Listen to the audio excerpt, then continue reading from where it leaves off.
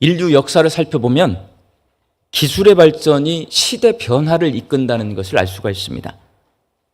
증기기관차의 그 증기기관이 발명되었어요.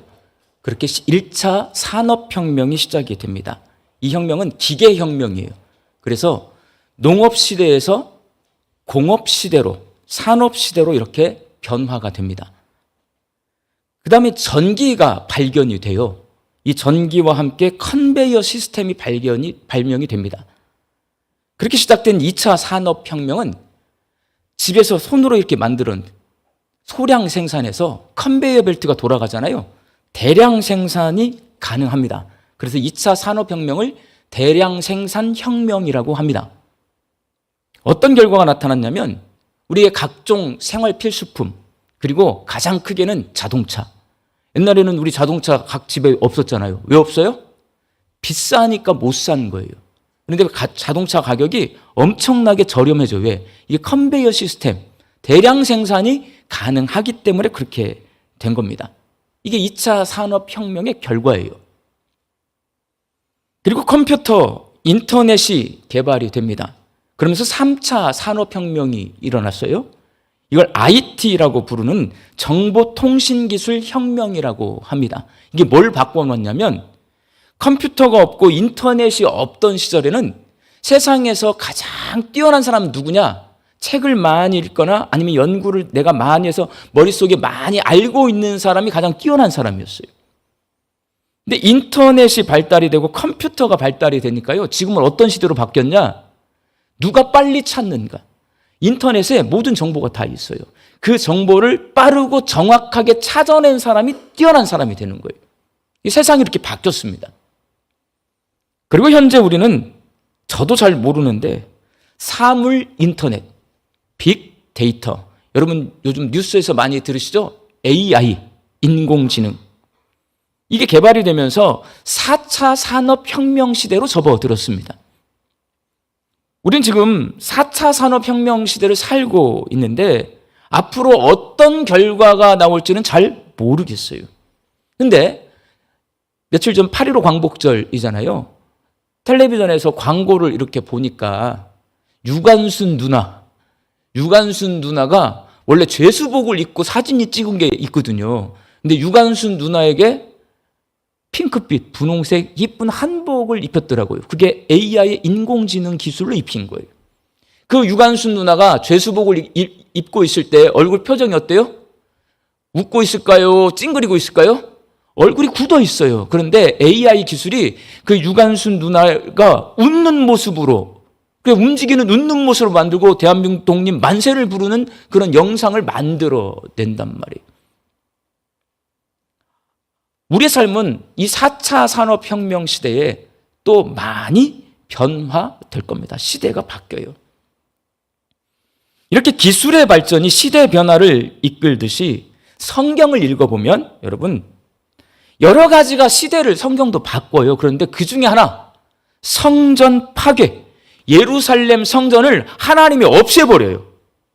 그 성전 파괴가 시대 변화를 이끌어 간다는 것을 알 수가 있습니다. 성전은요, 첫 성전은 뭐냐면 건물로 지어진 게 아니라 천막이었어요. 성막이라고 부릅니다. 모세가 광야에서 만들었습니다. 두 번째 성막은 누가 만들었냐? 다윗 왕이 예루살렘에서 성막을 만들었어요. 다윗의 장막이라고 불러요. 그리고 솔로몬 왕이 지은 성전, 바벨론 포로에서 돌아온 뒤에 스룹바벨이 지은 성전, 그리고 신약 시대의 마지막 헤롯 왕이 지은 성전, 이렇게 5번의 성전이 지어져요, 여러분. 이 성전은 전부 다 파괴됩니다. 하나님이 다 허물어버려요. 그 성전이 허물어질 때마다, 파괴될 때마다 시대가 변합니다. 성전은 하나님이 계시는 집입니다. 물론 하나님은 계시지 않는 곳이 없지만 성전은 임마누엘의 하나님, 나와 함께 하시는 하나님이 저기 계시다라는 것을 눈으로 확인할 수 있는 곳이에요. 이스라엘 백성은 이 성전을 바라보면서 성전 중심, 하나님 중심으로 살았습니다. 출애굽한 이스라엘 백성이 광야 생활을 끝마치고 가나안 땅에 들어간 후 성막은 에브라임 지파의 땅인 실로라고 하는 곳에 있었습니다. 에브라임 지파의 땅 실로라고 하는 곳에 성막이 있었어요. 그러면 누가 자연스럽게 중심이 돼요? 에브라임 지파가 중심이 됩니다. 그런데 이스라엘 백성이 실로에 있던 이 성막 안에 언약궤가 보관되어 있거든요. 블레셋과 전쟁이 벌어졌는데 전쟁에서 이기고 싶으니까 그 언약궤를 메고 나갔다가 블레셋 군대에게 전쟁에서 집니다. 언약궤를 블레셋에게 빼앗깁니다. 그리고 실로의 성막이 불타서 없어집니다. 하나님께서 블레셋 군대를 보내서 실로의 성막을 파괴하신 이유, 왜 그랬냐? 야곱과의 약속을 지키시기 위해서 그랬습니다. 창세기 49장 10절 말씀 함께 읽습니다. 규가 유다를 떠나지 아니하며 통치자의 지팡이가 그 발 사이에서 떠나지 아니하기를 실로가 오시기까지 이르리니 그에게 모든 백성이 복종하리로다. 야곱이 죽기 전에 12아들을 모아놓고 하나님이 말씀하신 대로 유언을 합니다. 그리고 이스라엘을 다스릴 통치자가 어디서 나올 건가? 큰아들에게서 나오는 게 아니라요, 유다에게서 나올 것이라고 유언을 합니다. 그런데 이게 실로의 성막이 아까 어느 지파에 있다고 그랬어요? 에브라임 지파에 있어요. 에브라임 지파에 성막이 있다 보니까 하나님이 거기 계신다고 생각하니까 모든 이스라엘 백성은 에브라임 지파의 땅인 실로를 중심으로 살아요. 블레셋 군대를 보내서 하나님이 그것을 없애버립니다. 그리고 다윗 왕이 블레셋 사람들에게 빼앗긴 언약궤를 예루살렘으로 다시 가져옵니다. 그리고 성막을 세우고 그곳에 보관합니다. 다윗 왕은 유다 지파 사람입니다.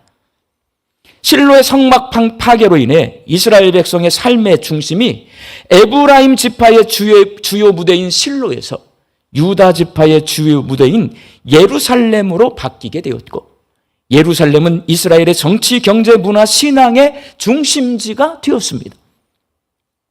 유다 지파에서 통치자가 나올 것이라는 하나님의 약속이 그렇게 이루어지는 거예요. 그리고 다윗 왕의 아들 솔로몬 왕이 예루살렘 성전을 건축합니다. 이스라엘 백성은 이 성전을 중심으로 살았습니다. 그러나 남유다의 20번째 왕인 시드기야 왕 시대에 바벨론 군대가 쳐들어와서 예루살렘 성전을 허물어버려요. 불태워서 없애버려요. 그게 오늘 본문 말씀이에요. 솔로몬 왕이 지은 성전을 시드기야 왕 시대에 바벨론 군대가 와서 성전을 불태워서 허물어버려요. 하나님의 집인 성전이 파괴된 것은 이스라엘 백성들에게 너무나 충격적인 일이어서 열왕기서는요, 예루살렘 성전 파괴 날짜를 써놨어요. 날짜. 성경에 문 사건이 일어났는데 몇 월 며칠이다, 이거 잘 안 써놓습니다. 근데 날짜를 써놨다는 것은 이게 그 역사에, 그 시대에 있었다라는 것을 더욱 확실히 말하고 싶으면 날짜를 써놓거든요. 오늘 보면 8절 말씀 함께 읽습니다. 바벨론 왕 느부갓네살의 19해 5월 7일에 바벨론 왕의 신복 시위대장 느부사라단이 예루살렘에 이르러, 바벨론 왕 느부갓네살 19째 해, 그때가 언제냐? 주전 586년 5월 7일에 예루살렘 성전이 파괴되었습니다. 오늘 본문 말씀은 예루살렘 성전이 파괴되는 모습을 아주 자세히 기록해 놓고 있습니다. 바벨론 군인들은 성전의 두 놋기둥과 놋바다를 깨트려서 가져갔고, 성전에서 사용하던 모든 금, 은, 놋그릇, 놋김을 전부 다 가져갔고, 제사장, 서기관, 왕족과 관료 등 예루살렘에 살고 있던 사람들을 모두 포로로 잡아갔습니다. 이러한 예루살렘의 성전 파괴는 하나님께 드리는 제사가 중단되었다는 것을 의미해요. 자, 성전이 없어졌어요. 제사 드릴 수 있어요, 없어요? 없어요, 여러분. 제단도 사라졌어요. 제사를 드리려면 여러 가지 집기가 필요한데 그거 싹 가져갔습니다. 성전이 불타서 사라졌으니 하나님께 드리는 제사도 중단되었습니다. 그러나 성전 제사 중단으로 인해 뭐가 시작이 되냐? 회당 예배가 시작이 되는 거예요. 성전 파괴는요, 성전 제사 시대, 제의 시대에서 회당 예배의 시대로 시대가 변화가 되는 거예요. 유대인들은 지금도 안식일이 되면 회당에 모여서 하나님 앞에 예배를 드리는데 바벨론 포로 시절에 이 회당 예배가 시작이 된 겁니다. 하나님께서 바벨론 군대를 보내서 솔로몬 왕이 지은 예루살렘 성전을 불태워서 없애버리심으로 성전 제사의 시대에서 회당 예배의 시대로 하나님이 변화시킨 거예요. 하나님께서는 블레셋 군대를 보내 실로의 성막을 파괴하심으로 에브라임 지파 중심의 시대에서 유다 지파 중심의 시대로 바꾸셨어요. 예루살렘이 이스라엘의 정치, 경제, 문화, 신앙의 중심지가 되게 하신 이유는 야곱에게 주신 약속, 유다 지파에게서 이 세상을 다스릴 통치자가 나올 것이다. 다윗 왕이 나왔고 다윗 왕의 후손에서 예수님이 나왔어요. 그 약속을 이루시기 위해서 에브라임의 실로에 있는 성막을 제거하시고 예루살렘의 성전을 세우셨어요. 그렇다면 이제 생각해 봐야 돼요. 하나님이 바벨론 군대를 보내서 예루살렘 성전을 파괴했습니다. 그리고 성전 제사의 시대에서 회당 예배의 시대로 바꾸셨어요. 왜 그러셨을까요? 예루살렘 성전에서 제사를 드렸단 말이에요. 근데 그거를 하나님이 이제 중단하게 했어요. 그리고 회당에서 모여서 예배를 드리게 했어요. 왜 그렇게 하셨을까요? 왜 이 시대 변화를 이끌어가고 계시는 걸까요? 짐승을 죽여서 제물로 바치는 성전은 하나님께 제사를 드리는 제의 중심의 장소입니다. 여러분, 회당 예배를 드릴 때 짐승을 잡을까요? 안 잡을까요? 회당에서는 짐승을 안 잡습니다. 회당은 뭐 하는 곳일 것 같아요? 회당은요, 회당에 모이면 이스라엘아 들으라. 뭘 들어요? 하나님의 말씀을 듣는 거예요. 회당 예배의 가장 큰 특징은 뭐냐면 말씀 중심의 예배예요. 예루살렘 성전은 제사 중심의 예배예요. 회당은 말씀 중심의 예배예요. 하나님이 시대를 바꿨어요. 짐승을 잡아서 제사를 드리던 그 시대에서 하나님 말씀 중심의 시대로 하나님이 시대를 바꾸는데 그걸 어떻게 바꿨냐면 예루살렘 성전, 제사를 드리던 성전을 없애버렸어요. 하나님께서 이렇게 변화시킨 이유가 이사야서에 기록되어 있습니다. 이사야 1장 11절과 12절 말씀을 함께 읽습니다. 여호와께서 말씀하시되 너희의 무수한 재물이 내게 무엇이 유익하뇨? 나는 순양의 번제와 살진 짐승의 기름에 배불렀고 나는 숫송아지나 어린 양이나 순염소의 피를 기뻐하지 아니하노라. 너희가 내 앞에 보이러 오니 그것을 누가 너희에게 요구하였느뇨? 내 마당만 밟을 뿐이니라.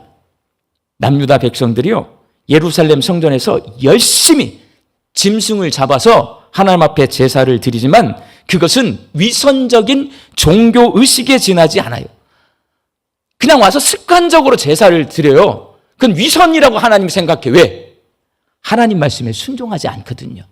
제사는 드리는데 하나님 말씀에 순종하지 않고 열왕기서 읽어보셔서 알겠지만 계속해서 우상 숭배합니다. 우상 숭배를 하면서 하나님 앞에 제사는 드려요. 하나님이 그 제사를 받으시지 않겠다는 거예요. 그리고 이사야서 1장 16절과 17절 말씀을 함께 읽겠습니다. 너희는 스스로 씻으며 스스로 깨끗하게 하여 내 목전에서 너희 악한 행실을 버리며 행악을 그치고 선행을 배우며 정의를 구하며 학대받는 자를 도와주며 고아를 위하여 신원하며 과부를 위하여 변호하라 하셨느니라. 하나님께서 남유다 백성의 제사가 위선적인 종교의식에 지나지 않는다고 말씀하신 이유, 그들이 하나님 말씀에 순종하지 않고 제사만 열심히 드리기 때문에 그렇습니다.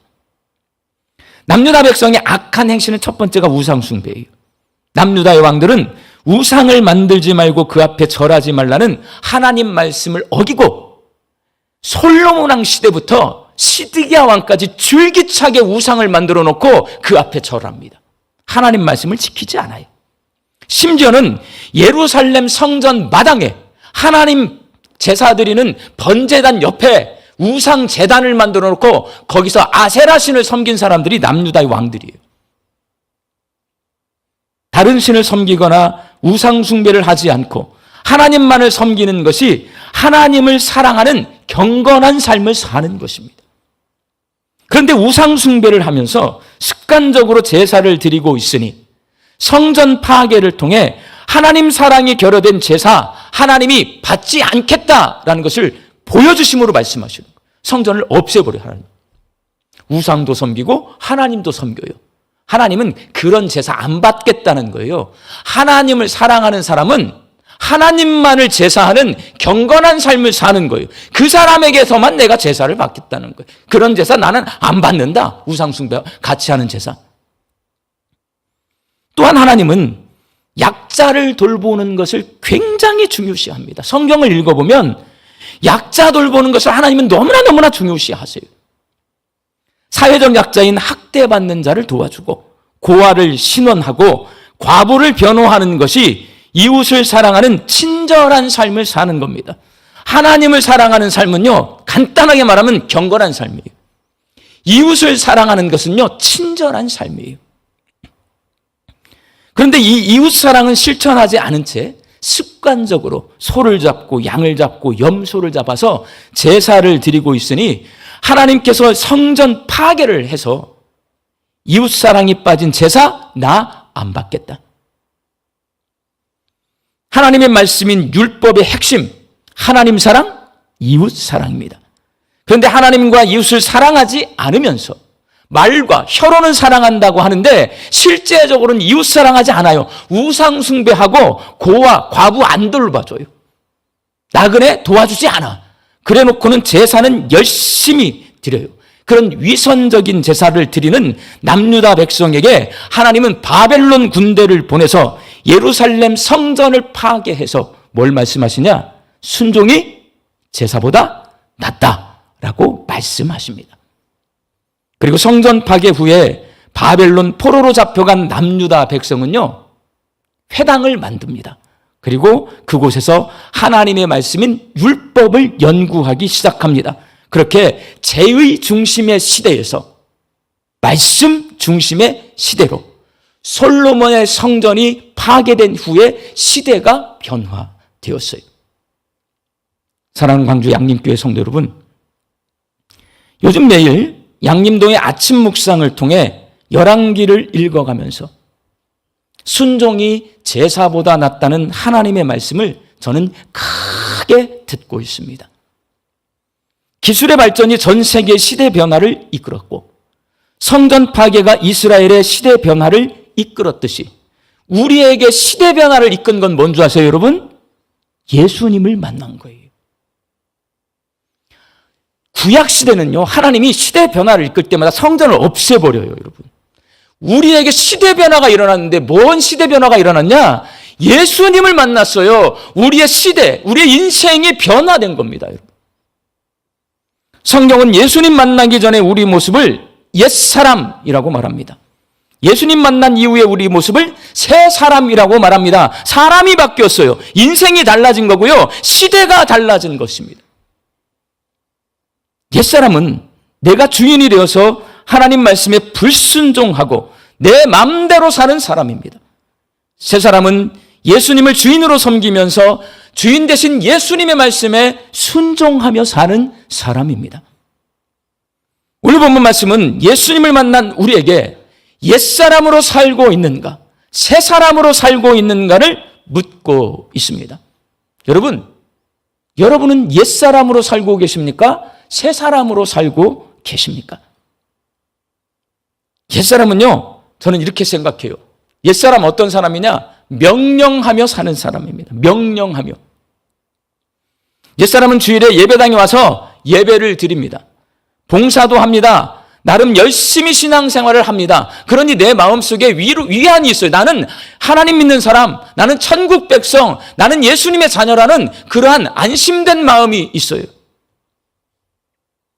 근데 여기서 이제 문제가 붙어요. 내가 이렇게 이 정도 믿는 사람이니 예수님이 내 부탁 들어줘야 한다는 마음을 가지고 있어서, 그래서 내가 필요한 것들을 예수님께 요구합니다. 그런데 가만히 들어보면 그 요구가 지나쳐서 뭐해요? 예수님께 명령합니다. 예수님 이거 해요. 예수님 저거 해요.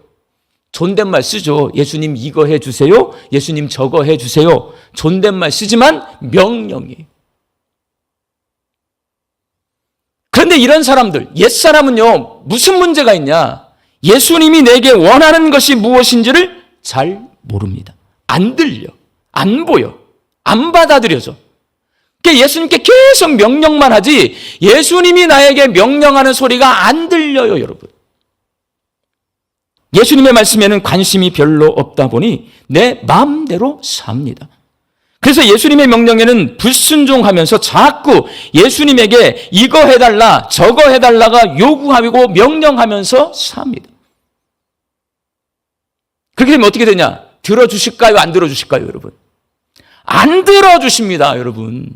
안 들어주세요. 내가 예수님을 오래 믿었는데 수많은 기도를 했는데 100개의 기도 제목에 한 개가 들어줄까 말까 해요. 원망이 나옵니다. 실망이 나옵니다. 입에서 감사가 없는 거예요. 옛사람으로 사는 사람은 절대로 입에서 감사가 안 나와요, 여러분. 실망과 원망 가운데 삽니다. 그럼 어떻게 되냐? 예수님이 계시지 않는다고 생각하고 예수님의 말씀에 무관심하며 삽니다. 예수님 대신에 어떻게 되냐? 교회와 성도를 비난하는 그러한 사람으로 사는 거예요. 우리 입에서 비난, 원망, 불평 많이 나오잖아요. 왜 그런 줄 아세요? 옛사람으로 살기 때문에 그렇습니다. 내가 새 사람이 되어야 감사가 나오고 찬송이 나오고 칭찬이 나오고 즐거움이 있는데 옛사람으로 사니까요, 내가 예수님에게 명령만 하지 예수님 명령이 내게 귀에 안 들려요. 그 안 들리니까 당연히 내 마음속에 안 새겨지지. 안 새겨지니까 내가 안 변하지. 안 변하니까 내가 순종하지 못하고 사는 거예요. 실망, 원망, 불평, 그렇게 사는 겁니다. 반면에 새 사람은요, 순종하는 사람입니다. 새 사람은 철저히 예수님을 주님, 주인으로 모시고 삽니다. 그래서 예수님이 내게 원하시는 것이 무엇인지에 귀를 기울이고 관심이 많습니다. 예수님이 도대체 나한테 뭘 원할까? 오늘은 내가 어떻게 살기를 원하실까? 이번 주간은 내가 무슨 일을 하기를 원하실까? 여기에 관심이 있습니다. 우리를 향한 예수님의 명령을 크게 요약하면 여러분 간단해요. 구약성경, 신약성경, 예수님이 우리에게 요구하시는 것은 하나님이 우리에게 요구하시는 것이거든요. 하나님 사랑, 이웃사랑, 사랑이에요. 사랑. 하나님을 사랑하는 것은요, 경건하게 사는 것입니다. 근데 제가 아까 말씀드렸어요. 예배 열심히 드려. 근데 사랑하라는 주님의 음성은 안 들려. 그거는 위선적인 예배를 드리고 있는 거예요. 예배를 열심히 드리고 이 예배 시간을 통해서 하나님이 날 사랑해 주심을 깨닫고 나가서요, 하나님의 사람으로 말씀에 순종하며 사는 것이 그게 참 예배를 드리는 거예요. 이웃을 사랑하는 것을 저는 친절한 삶이라고 말합니다. 하나님 사랑하면 경건한 삶이에요. 이웃을 사랑하면 친절한 삶이에요. 여러분 친절 뭔지 잘 아시죠? 친절하면 돼요. 새 사람은 경건과 친절을 실천하며 삽니다. 하나님 사랑하고 이웃을 사랑하니 세상이 아름답게 보입니다. 세상 사는 것이 즐겁고 재미있습니다. 그래서 하나님 앞에 드리는 이 예배가 너무나 즐거워요. 진심으로 찬송하고 간절히 기도하면서 예배 시간에 하나님을 만납니다. 송이꿀처럼 난 하나님의 말씀이 귀에 들리고 마음판에 새겨집니다. 그 말씀대로 살기 위해 애씁니다. 새 사람은 그렇게 하나님 말씀에 순종하며 사는 것이 즐겁고 그게 인생의 목표가 돼요.